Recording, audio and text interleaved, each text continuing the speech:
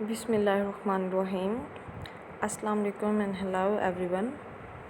Today we will discuss about the dying sun. Lesson number 1, the dying sun. Dying sun के writer हैं sir James jeans. Sir James Jeans was an American astronomer, physicist and mathematician. تو سر James jeans dining سن کے اندر کیا بتاتے ہیں؟ Dining سن کا مطلب کیا ہوتا ہے؟ سب سے پہلے تو یہ بات کہ ڈائنگ سن کا مطلب ہوتا ہے ٹوٹتا پھوٹتا سورج. سر جیمز جینز اس سبق کے اندر لکھتے ہیں زمین کی تخلیق اور اس پر زندگی کے ظہور کے متعلق، کہ زمین کو کیسے وجود کے اندر آ گئی زمین، اور پھر اگر وجود کے اندر آ گئی ہے تو پھر اس کے اندر اوپر زندگی کا، لائف کا آغاز کس طرح سے ہوا ہے، اس کو ایکسپلین کر رہے ہیں سر جیمز جینس ڈائنگ سن کے اندر. اب دوسری بات یہ ہے کہ اس سبق کے اندر جو بھی مفروضہ لکھا گیا ہے، جو بھی مفروضہ بیان کیا گیا ہے، وہ صرف ایک قیاس ہے، ایک خیال ہے.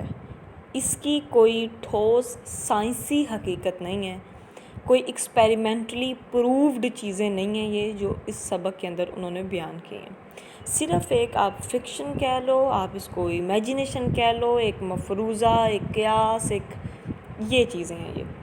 اس کے اندر کوئی بھی حقیقی بات سائنسی طور پہ بھی نہ ہی وہ ثابت ہے اور نہ ہی کسی اور طریقے سے. تو صرف جو اس کے اندر انہوں نے بیان کیا ہے وہ ایک قیاس بیان کیا اپنا. اور ان کا قیاس کیا ہے اس زمین کے بارے میں، زمین کی تخلیق کے بارے میں اور اس کے اوپر زندگی کے ظہور کے بارے میں؟ وہ یہ کہتے ہیں کہ یہ کائنات ایک ہمارے تصور سے بھی زیادہ وسیع ہے. یہ بات تو ٹھیک ہے، اس میں بہت سارے ستارے ہیں جو کہ اپنے اپنے مداروں کے اندر گردش کر رہے ہیں. کوئی بھی سیارہ، کوئی بھی ستارہ اپنے جو مدار ہے اس سے باہر نہیں جاتا. یہ چیزیں جو عام ایک بیسکس ہوتی ہیں کسی بھی فزکس کی، سائنس کی، یہ تو ایکسپیریمنٹلی بھی پرووڈ ہیں اور سائنٹیفکلی بھی.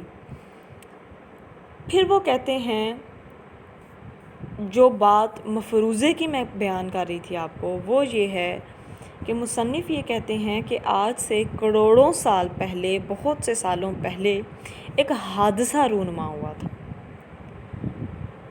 اور حادثہ کیا ہوا کہ ایک ستارہ جو گردش کر رہا تھا وہ سورج کے قریب آ گیا، اور اس کی کشش اتنی زیادہ تھی کہ اس نے سورج پر مادے کی ایک لہر بلند کر دی. ٹھیک ہے، اب جیسے جیسے وہ ستارہ سورج کے قریب آتا گیا، مادے کی وہ لہر بڑی سے بڑی ہوتی گئی. پھر وہ ستارہ سورج سے دور ہٹنے لگا اور اس کی کشش سے مادے کی وہ بڑی جو لہر تھی وہ ٹوٹ کے ٹکڑوں میں بٹ گئی، اور یہ ٹکڑے سورج سے دور جا کر خلا میں جا گرے. لیکن سورج کی چونکہ کشش بہت زیادہ ہوتی ہے تو اس کی وجہ سے وہ سیارے جو ہیں وہ زیادہ دور نہ جا سکے، وہ ٹکڑے زیادہ دور نہ جا سکے، اور سورج کے گرد انہوں نے اپنے اپنے مداروں میں گھومنا شروع کر دیا. اور ان ٹکڑوں کو، وہ جو اس لہر کے ٹکڑے ہوئے تھے، ان کو سورج کے سیارے کہتے ہیں. اور ہماری زمین جس کے اوپر ہم رہتے ہیں وہ بھی ان سیاروں میں سے ایک ہے.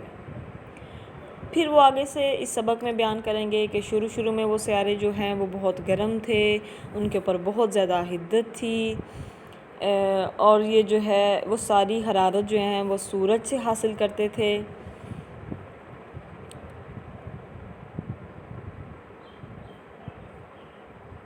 اب یہ سارا جو وہ بیان کرتے ہیں کہ ستارہ آیا ہے اور وہ لہر ہوئی ہے، ابھری ہے سورج کے اوپر، یہ صرف ایک مفروضہ ہے اور یہ حقیقت سے بالکل ایک کوسوں دور بات ہے. اس کا it has nothing to do with the reality. ٹھیک ہے، اور یہ ایک اوور ویو دے دیا میں نے آپ کو اس سبق کا کہ اس سبق کے اندر بات کیا ہوگی. تو لیکن یہ جو مصنف تو اس کے اندر سارا قیاس بیان کر رہے ہیں، لیکن ہم چونکہ مسلمان ہیں، ہمارا یہ عقیدہ، یہ ایمان ہے کہ کوئی مفروضے کسی ایک حادثاتی طور پر یہ کائنات وجود کے اندر نہیں آ گئی، بلکہ ایک اللہ المائٹی کا ایک پورا پلان تھا ٹو کریٹ دس ورلڈ، اس دنیا کو بنانے کا۔ اور یہ بھی ہمارا ایمان ہے کہ پھر ایک روز ہوگا قیامت کا جس دن یہ سب کچھ تباہ و برباد کر دی جائے گی، حالانکہ اللہ تعالیٰ کے حکم سے جو ملک الموت ہے اس کو بھی موت آ جائے گی کہ ہر شے اپنے انجام کو پہنچ جائے گی۔ تو ہمارا عقیدہ تو یہ ہے، لیکن جو سر جیمز جونز بیان کرتے ہیں وہ چونکہ ایک مفروضے کی بنیاد پہ ہے، تو اگر ہم اس کو اسٹڈی بھی کریں گے تو ہم اس کو صرف ایک مفروضے کی حد تک پڑھیں گے۔ اب اس سبق کے پڑھنے کے چند اصول ہیں، وہ پہلے میں آپ کو بتا دیتی ہوں کہ ایک تو یہ ہے کہ آپ لوگوں نے اس کی ٹرانسلیشن یاد کرنی ہے۔ ٹرانسلیشن یاد کرنے کے لیے یہ ضروری ہے کہ آپ لوگوں کو اس کے سینونیمز، میننگز آنے چاہیے، لیکن کچھ چیزیں ایسی ہوتی ہیں جو کہ بچے ایف ایس سی کے اندر ان کو اسٹڈی کرتے ہوئے اسکپ کر جاتے ہیں، چھوڑ دیتے ہیں اور ان چیزوں کے اوپر دھیان نہیں دیتے۔ آپ دیکھ سکتے ہیں یہاں پہ میں نے پریپوزیشنز جو ہیں یا جو آرٹیکلز ہیں یا جو اس طرح کے جو چیزیں ہیں ان کو میں نے ہائی لائٹ کیا ہوا ہے یا کوئی مارک کیا ہوا ہے ان کو۔ تو آپ لوگوں نے بھی کوشش یہ کرنی ہے کہ جب آپ لوگ اس کے ٹرانسلیشن یاد کر رہے ہوں تو جو آپ کوشش کیا کریں کہ آپ دیکھیں کہ اس کے ساتھ کوئی بھی لفظ ہے، اگر کوئی بھی ورڈ ہے تو اس کے ساتھ آرٹیکل کون سا یوز ہوا ہے۔ جیسے اگر پہلے ہی آپ اسٹارٹ ہی اپنی جو لیکچر ہے، لیسن ہے، اس کی پہلی لائن ہی دیکھیں کہ آ فیو اسٹارس، تو آپ دیکھیں کہ آپ ریزن تلاش کریں اس سے کہ اس کے اندر آ کیوں آیا، آ فیو کیوں آیا ہے، صرف فیو کیوں نہیں۔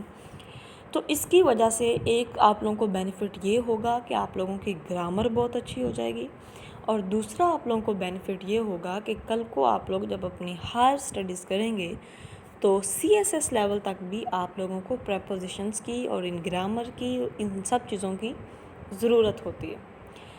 تو سب سے پہلی بات تو آپ لوگوں نے اس کے جو میجر جو مشکل الفاظ ہیں ان کے معنی یاد کر لینے ہیں، تاکہ اس سے آپ لوگوں کو ٹرانسلیشن یاد ہو جائے اور آپ لوگوں کو سبق کا ایک اوور ویو پتہ چل جائے۔ اب ہم ٹرانسلیشن پڑھنی شروع کرتے ہیں۔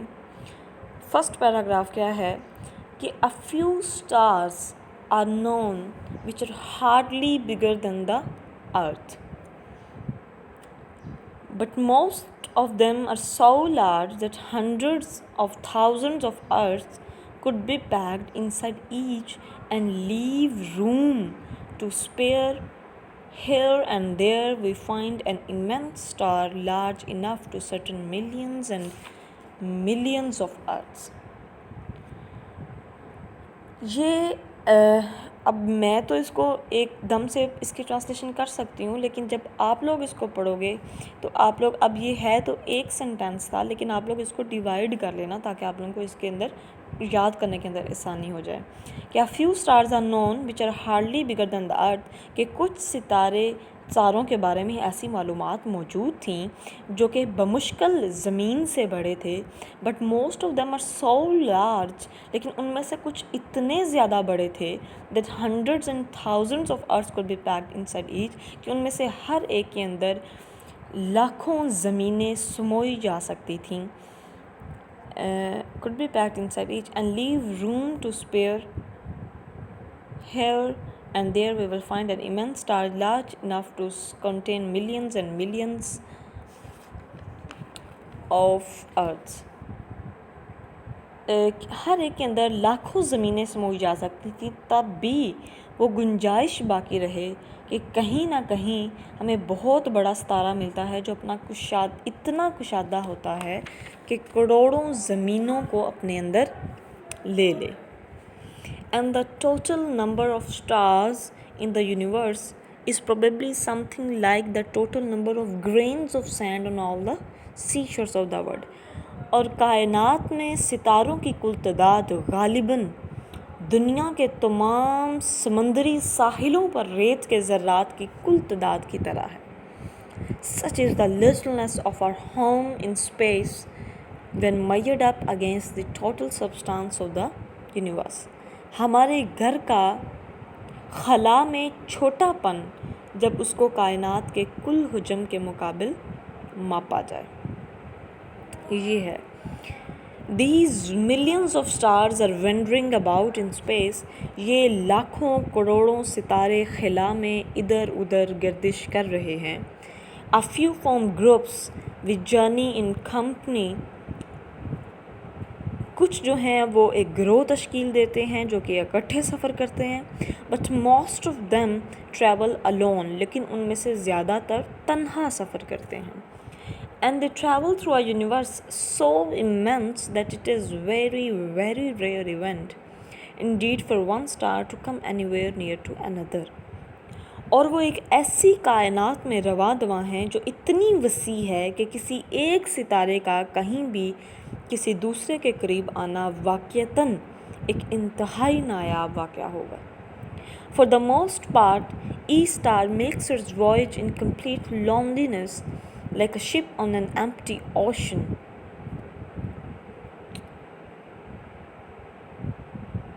اس پیمانے کو نمونہ قرار دیتے ہوئے کہ جس میں ستاروں کو بحری جہاز سمجھ لیا جائے تو اوسطاً ہر جہاز اپنے قریب ترین ہمسائے سے 10 لاکھ میل سے بھی زیادہ دور ہوگا.